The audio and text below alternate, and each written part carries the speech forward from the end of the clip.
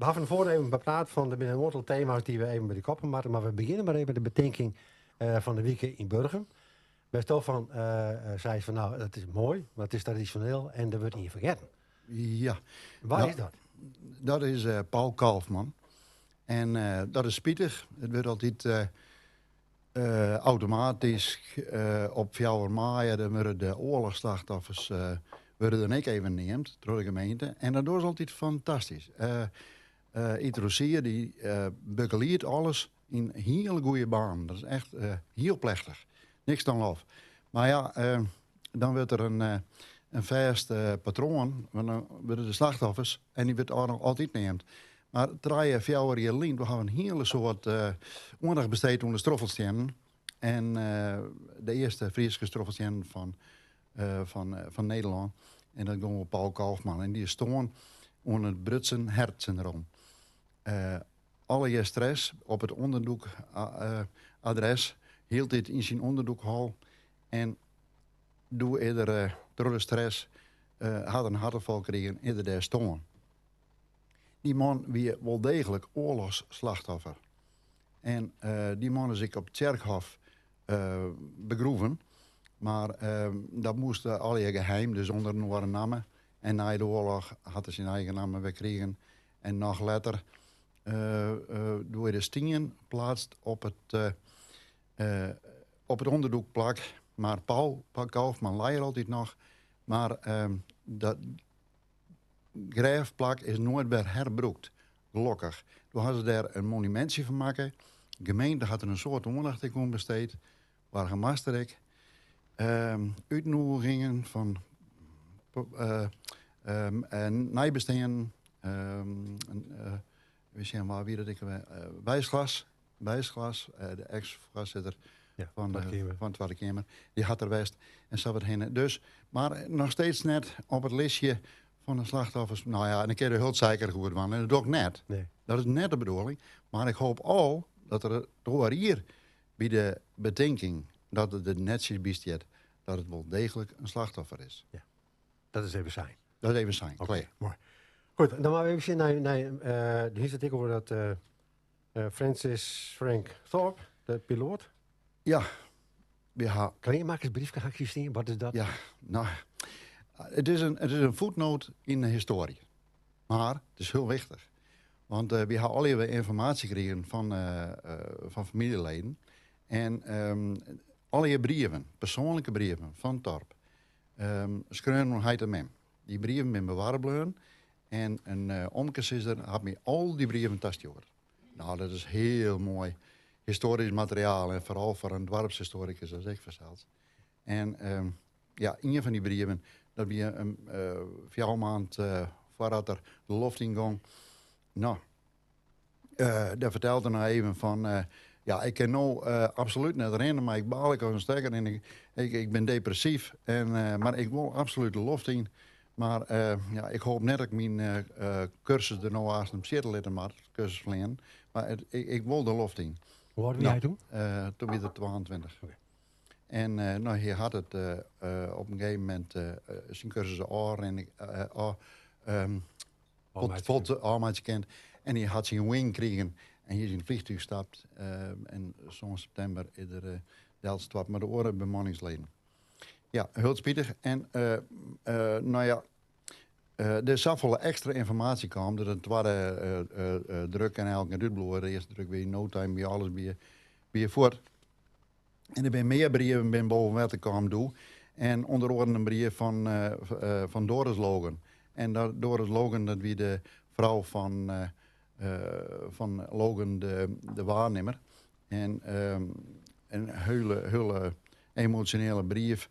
Bernard Thorpe, die stuurde die brief, want Bernard Thorpe had informatie gekregen. En toen dacht ik, wat, dat gaat het al in roe, maar even goed lezen. En toen weer nog een brief. En dat was de brief van de mem van Geoffrey Carmen, die weer single. En die mem, die zei dan op een gegeven moment, ik zeg het even in het Nederlands, ik wil daarom graag mijn dankbaarheid tonen aan de zeeman en de mensen van Bergen. En ook aan een Nederlandse ondergrondse werker. Ik denk, nou maak ik het eerst even uitzoeken hoe dat je zit. Nou, toen ben ik naar de stichting Missing Airman Foundation stichting doen. En die had wat documenten hebben we erop diepen. En toen kwam ik er eerst achter welke zeeman dat het weer. Nou, dat weer luitenant D. Cox. En die hier een brief gekregen van van Wernoordeningen. Nou, hij bedankt eerst Bernard Torp, dat is de heid van. Die bedankt eerst van dat er ook griezelig gelukkig is met al het materiaal wat de steward had. Want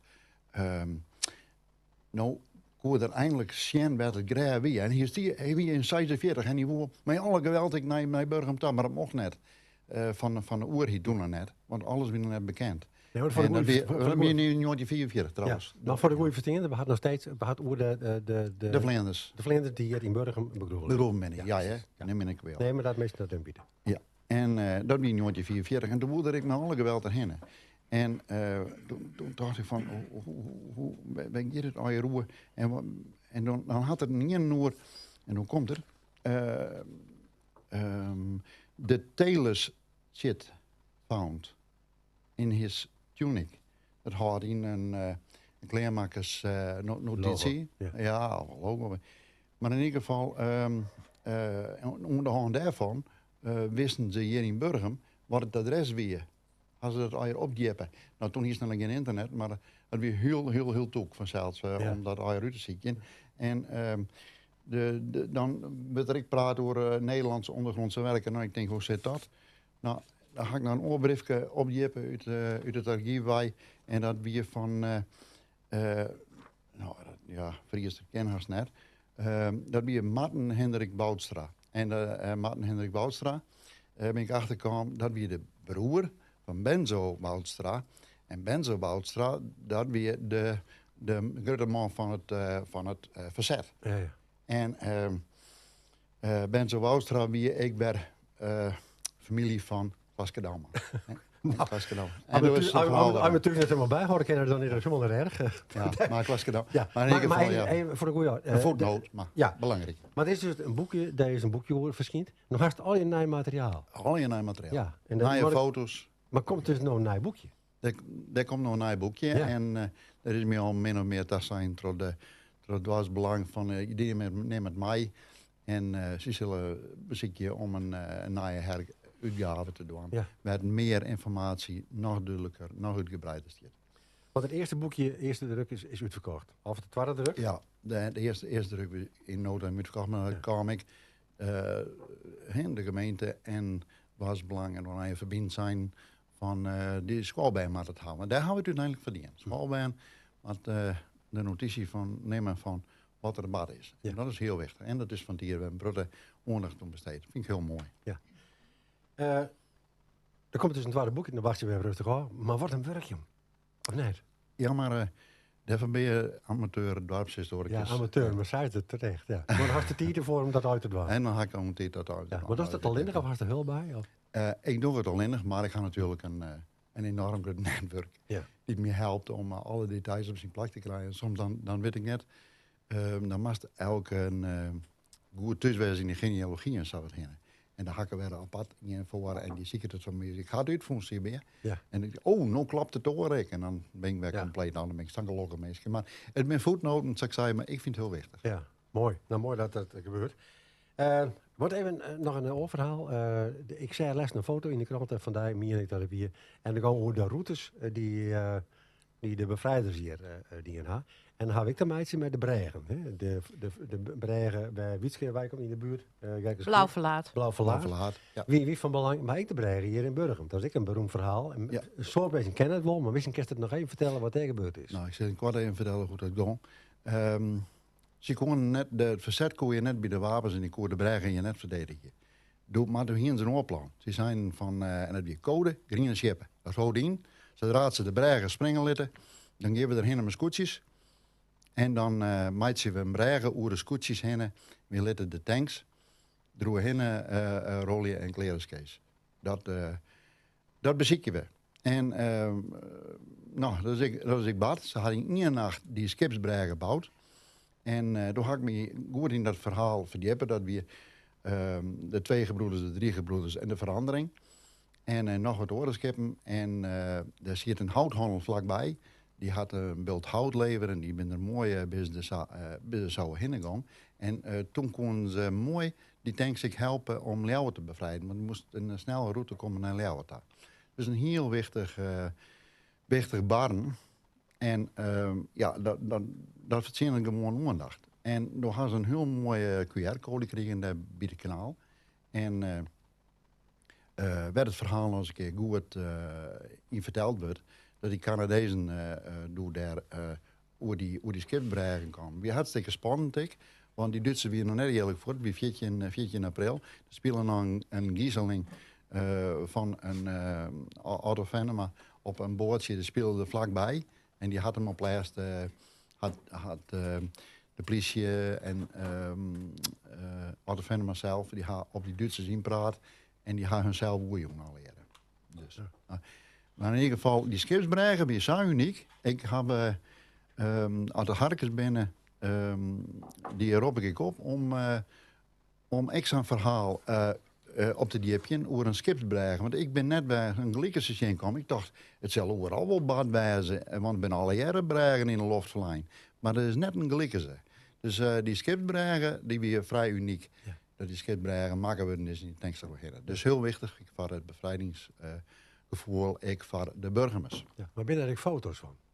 Ja, daar is een mooi filmpje van. Filmpje? Een filmpje zelfs. Het is een filmpje van dat wie de tweede breigen inmiddels, want die breigen die weer samen kapot. Ja. En toen hadden we naaien gemaakt met Prem en hout doorheen. En dat filmpje staat op YouTube. Elke ding kan het zo vinden. De juiste ziektermen dan intekenen natuurlijk. Ja. Maar dat is een heel mooi filmpje van Burgum. En dan zie je dat dat nog een heel heen weer. Dat schommelen enorm om de zouden heen. En nou ja, dan moest even wachten tot dat de echte verste breigen er eerst weer voorlopig komen. Die andere breigen moeten ze al mee dwaanden. Een eindje verder. Maar die konden ze net allemaal. Die hadden hele oorlogstijd. Had die net makkelijk geweest. Ja, die naaien breigen net. Dat wie net klaar. Ja. Hey, tot slot even zien, want dit is de Maaien-periode. Ja. Maar welke is er nog verder, Mai? Wat voor dingen pak je nog op als historicus? Ben er andere dingen? Los van de oorlog, zeg maar. Los van de oorlog? Ja, nou, wij zijn best van bezig te comparatief. Nou, ja, ik ga me zuur krijgt even druk maken om een stekje. Dat is een stek. Een groot stek van Sminia-hoes. Maar die witte van Sminia-hoes, die had stier ooit. Dat weer op dat plein natuurlijk. En dus die een stek omheen. En dat stek, dat